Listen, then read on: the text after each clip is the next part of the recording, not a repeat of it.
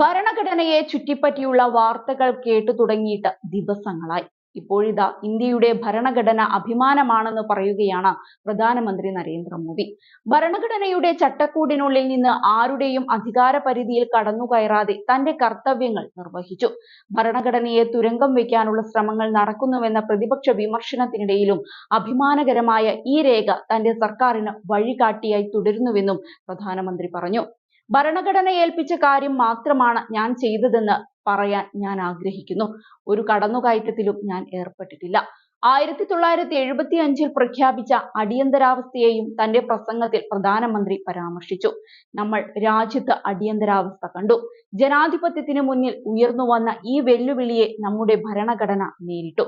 ഇന്ന് ജമ്മു കശ്മീരിൽ ബാബാ സാഹേബ് അംബേദ്കറുടെ ഭരണഘടന പൂർണ്ണമായി നടപ്പിലാക്കിയതും ഭരണഘടനയുടെ ശക്തിയാണ്.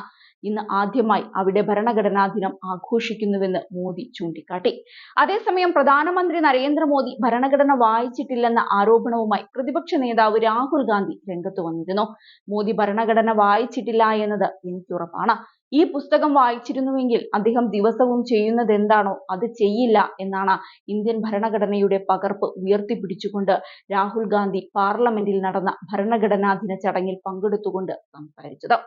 ദളിതുകളുടെയും ആദിവാസികളുടെയും OBC-കളുടെയും പാതയിൽ ഒരു മതിൽ തടസ്സം സൃഷ്ടിക്കുന്നുണ്ട്. ആ മതിൽ മോദിയും RSSും ചേർന്ന് സിമന്റ് ചേർത്ത് ശക്തിപ്പെടുത്തുകയാണ്.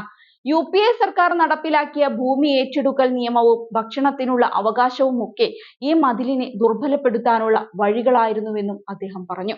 പാർലമെന്റ് ഹൗസിന്റെ സെൻട്രൽ ഹാളിൽ നടന്ന ഭരണഘടനാ വാർഷിക പരിപാടിയിൽ രാഷ്ട്രപതി ദ്രൗപദി മുർമുവും പങ്കെടുത്തിരുന്നു. 75 വർഷങ്ങൾക്ക് മുൻപ് ഈ ദിവസം സംവിധാൻ സദനിലെ ഈ സെൻട്രൽ ഹാളിൽ ഒരു പുതിയ സ്വതന്ത്ര രാജ്യത്തിനായി ഭരണഘടന രൂപീകരിക്കുക എന്ന ബൃഹത്തായ ദൗത്യം ഭരണഘടനാ അസംബ്ലി നിർവഹിച്ചതായി ചടങ്ങിൽ സംസാരിച്ച രാഷ്ട്രപതി പറഞ്ഞു.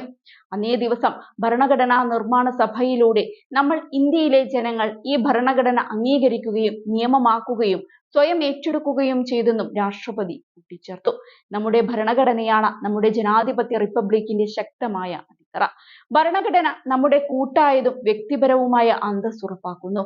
അടുത്ത വർഷം ജനുവരി 26-ന് നമ്മുടെ റിപ്പബ്ലിക്കിന്റെ 75-ാം വാർഷികം ആഘോഷിക്കും.